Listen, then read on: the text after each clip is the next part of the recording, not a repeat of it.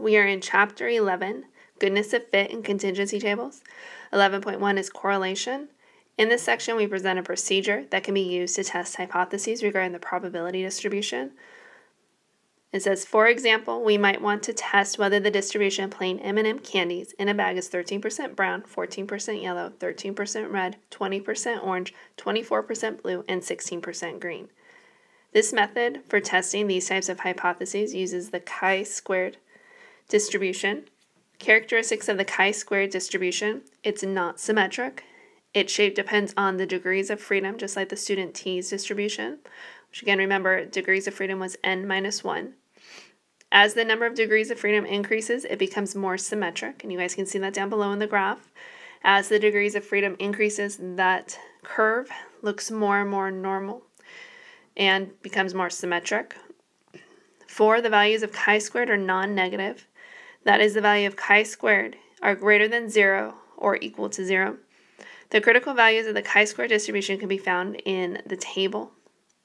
And a chi-squared is a statistical test commonly used to compare observed data that we would expect to obtain to a specific hypothesis. So we're going to compare our observed data to data that we would expect. So we have the first test is called the goodness of fit test. So we'll give that a star. Is used to test the hypothesis that an observed frequency distribution fits or conforms to some claimed distribution. For example, we might want to see if a die is fair. This would mean that the probability of each outcome would be 1/6. So this implies that your null hypothesis would mean that the probability of rolling a 1 is the same as probability of rolling a 2. As a 3, as a 4, as a 5, and as a 6, those are all equal. The probability of rolling each of those numbers, and each of those would be equal to 1/6. The idea behind testing these types of hypotheses is to compare the actual number of observed for categories of data with the number of observations we would expect if H0 was true. If a significant difference exists between the observed counts and the expected counts, we have evidence against the null hypothesis. The method for obtaining the expected counts is an extension of the expected value of a binomial random variable. Recall the mean and therefore the expected value of a binomial random variable with n independent trials and a probability of success p was calculated by just doing n times p. So to calculate our expected counts, it says, suppose that there are n independent trials of an experiment with k greater than or equal to 3 mutually exclusive possible outcomes. P1 represents the probability of obtaining the first outcome. E1 represents the expected counts of the first outcome. P2 is the probability of obtaining the second outcome, and E2 represents the expected counts of the second outcome, and so on.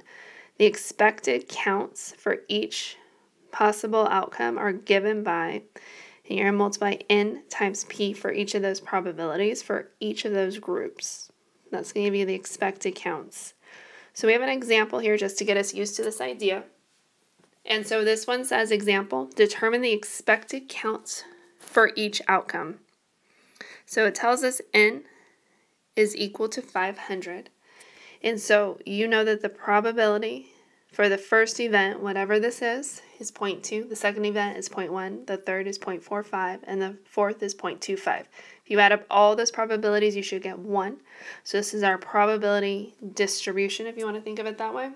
And with this, we have to come up with our expected counts. So in order to calculate our expected counts, we do n times p.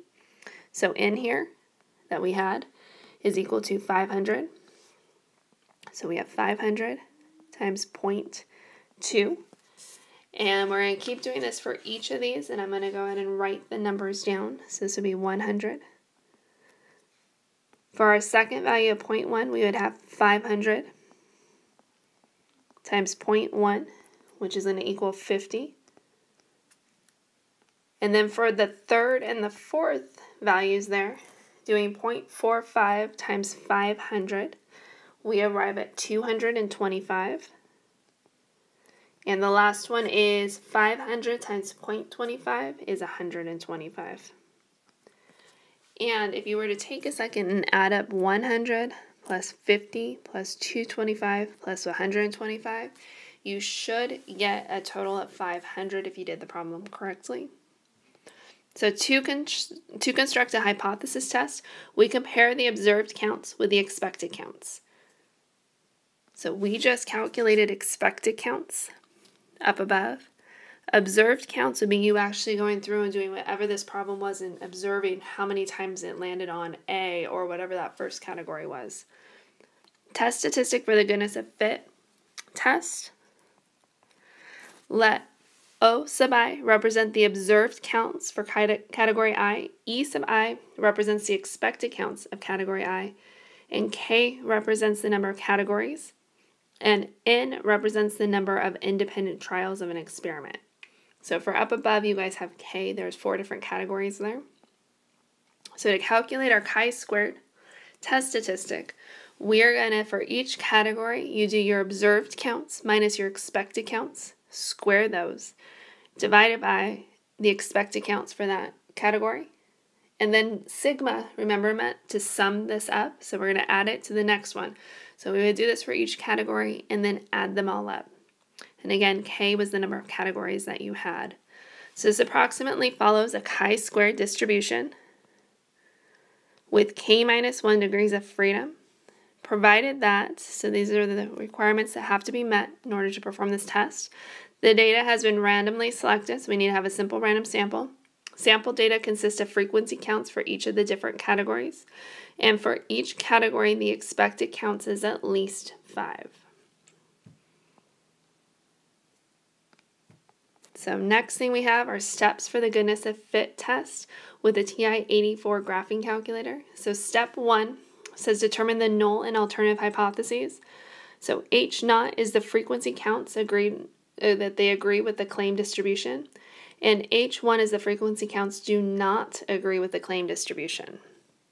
So a little different on setting up our null and alternative hypotheses here.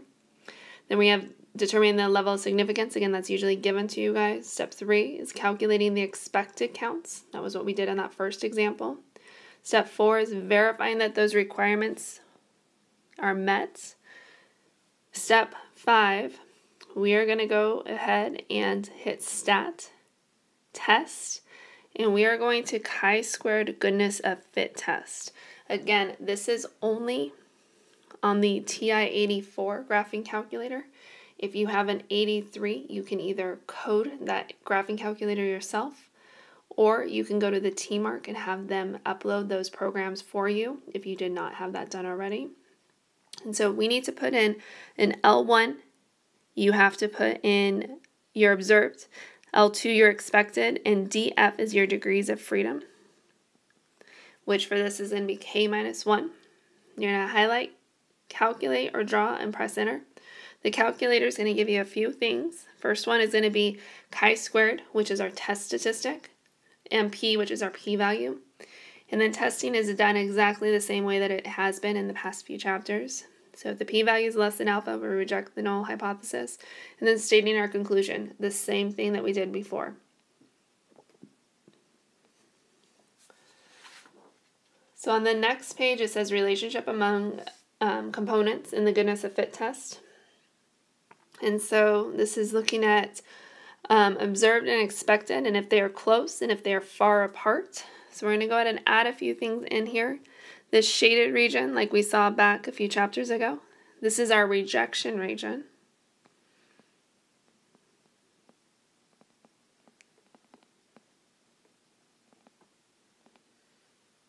And the first one is going to be fail to reject H naught, and this would be when the p-value is greater than alpha. And rejecting H naught is going to be when the p-value is less than alpha. So take some time to kind of look at this and about the goodness of fit, if it's a good fit or if it's not a good fit, and kind of think it through, especially when we get to an actual problem to look at. So the first example we have here, you'll notice there's not too many words going along with it. This is just to kind of get us used to the process of this and setting the problem up. So H naught, it tells you guys the probability of A is equal to the probability of B, the probability of C, the probability of D, and they're all equal to 0.25. And I have H1 And H1, our alternative, is at least one of the proportions is different. And so this is always going to be what we have for these problems, is going to be at least one. So maybe one is different, two are different, three are different, or maybe all four of them are different than one another. So we have our observed data here. And if you guys are to add that all up, we get that there is 100 different trials that we went through. So since n is equal to 100, and your probability is 0.25, that means that if you do 0.25 times 100, we get 25, and that would be your expected counts for all of these.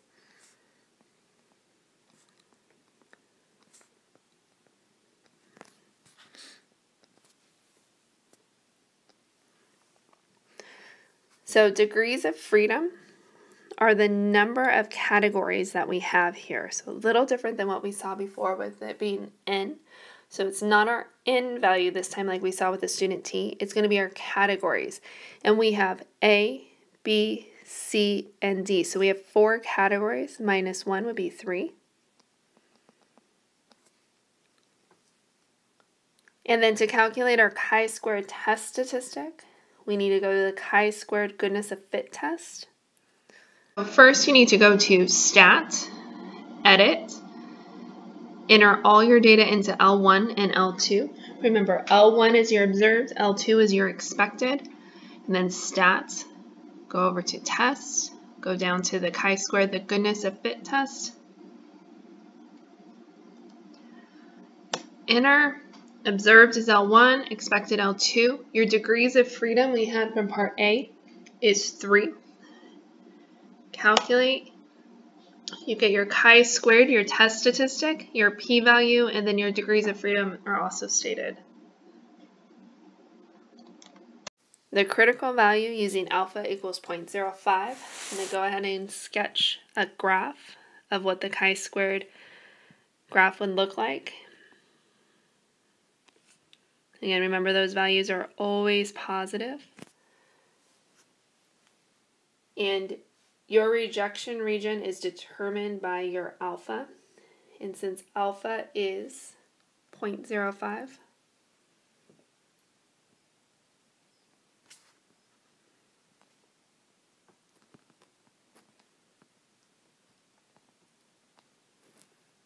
we can determine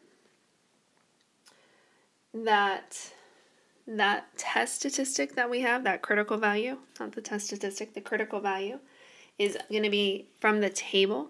So this is table. So the last page on the chapter 11 notes.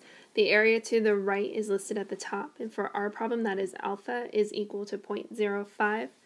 The degrees of freedom is the column on the left, which is the number of categories we have, minus 1, which is 4 minus 1, which is 3. So our critical value is going to be 7.815. And so next part says test the hypothesis at the alpha equals 0.05 level of significance.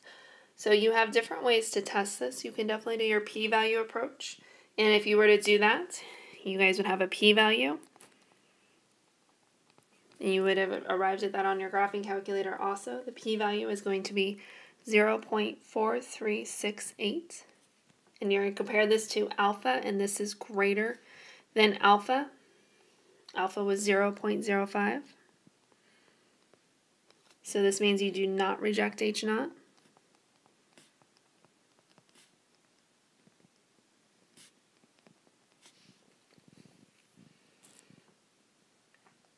The other way to test this would be that you guys can use is taking your test statistic and looking if it falls in that rejection region. And our test statistic is 2.72. And it is not in that rejection region.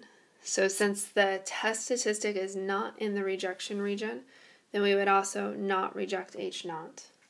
So it's a second way to kind of look at the problem. The next example that we have says According to the manufacturers of M&Ms, 12% of peanut M&Ms in a bag should be brown, 15% yellow, 12% red, 23% blue, 23% orange, and 15% green. A student randomly selects a bag of peanut M&Ms.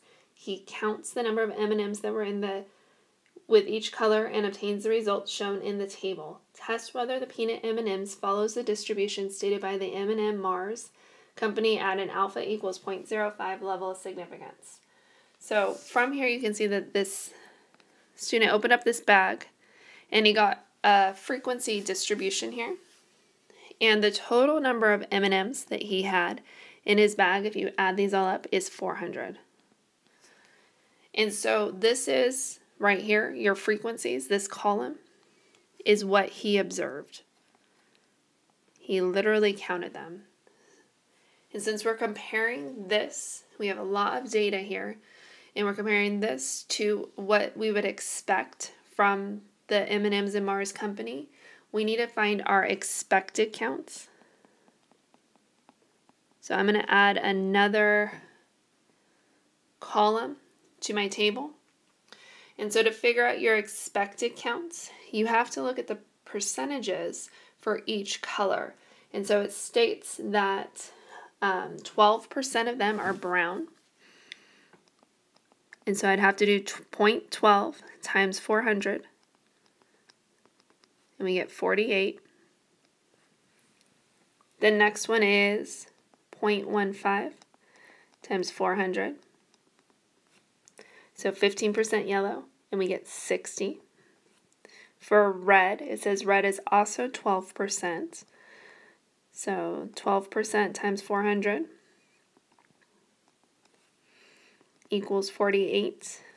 And then continuing on with blue, orange, and green, those values that we get are 92 for both blue and orange, and 60 for green. So the first column here is what you observed. The second column is what's expected. So your observed counts have to go in L1. Your expected has to go in L2. And we're going to go ahead and write down H naught. And H naught is going to be not that they're all the same like we saw in the last example, but that they follow the distribution set forth by the M&M's Mars company. So peanut M&M's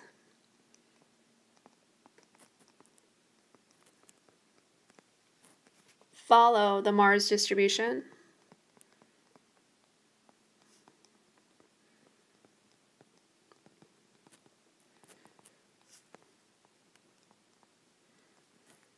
And then our alternative is going to always start off the same way. It's always going to start off with at least one.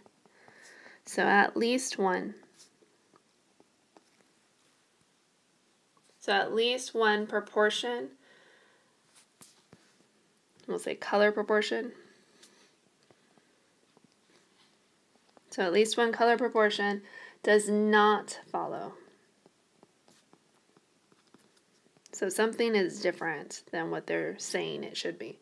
So it does not follow the Mars distribution.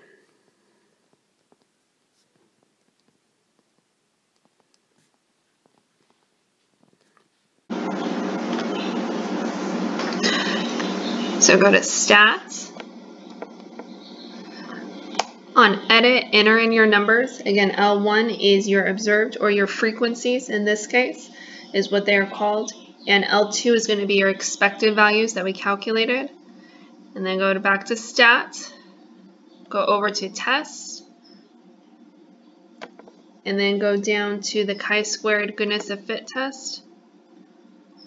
Select Enter. Your L1 is your observed. Your L2 is your expected. And then your degrees of freedom on this one are going to be K, which is the categories, and which is colors. And we have a total of 6 different colors, so 6 minus 1 would be 5. And calculate. And you get your chi-squared test statistic, and then also your p-value. And so the p-value that we arrived at earlier was our p-value was equal to 0.6130, which is greater than alpha, which was 0.05, which means we do not reject H naught. And so we need to write our conclusion. So, in conclusion, there is not sufficient evidence at the alpha equals 0.05 level of significance to conclude that at least one proportion of peanut M&M colors does not follow the Mars Company color distribution.